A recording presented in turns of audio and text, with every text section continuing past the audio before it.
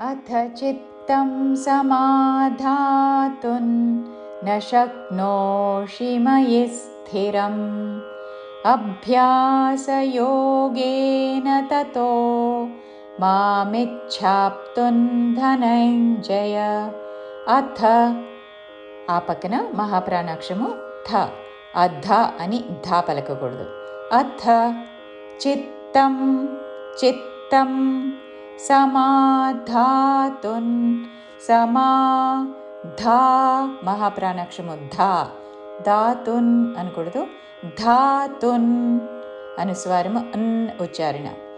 సమాధాతున్ అథ చిత్తం సమాధాతున్ న శక్నోషి న హ్రస్వము వెంటనే శక్నోషి పలకాలి. తాళవ్య ష దాని మీద ఆఘాత శక్నోషి చివరిలో మూర్ధన్య షి హ్రస్వము. న శక్నోషి న శక్నోషి మయి స్థిరం మయి స్థిరం ఈ మీద ఆఘాత పక్కన సాకి మహాప్రాణాక్షము ధావత్తు. మయి స్థిరం చివరిలో పొల్లుమా. న శక్నోషి మయి స్థిరం. అభ్యాస ఆ పక్కన మహాప్రాణాక్షము భాకి యావత్తు. అభ్యాస అనకూడదు. అభ్యాస యోగేన యోగే దీర్ఘములు న హ్రస్వము.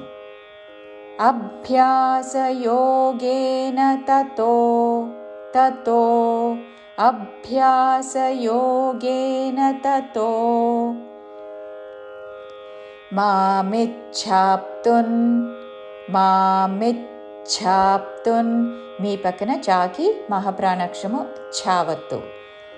మామిచ్ఛాప్తున్ అనుకుండా మామిచ్ఛాప్తున్ మామిచ్ఛాప్తున్ ధనంజయ మహాప్రాణాక్షము ధ ధన పక్కన ఇణ్యాకి జావత్తు. ధనంజయ చివరిలో య హ్రస్వము. ధనంజయ అని దీర్ఘంలోకి వెళ్ళకూడదు. ధనంజయ మామిచ్ఛాప్తున్ ధనంజయ. పూర్తి శ్లోకము. అథ చిత్తం సమాధాతుం న శక్నోషి మయి స్థిరం అభ్యాసయోగేన తతో మామిచ్ఛాప్తుం ధనంజయ.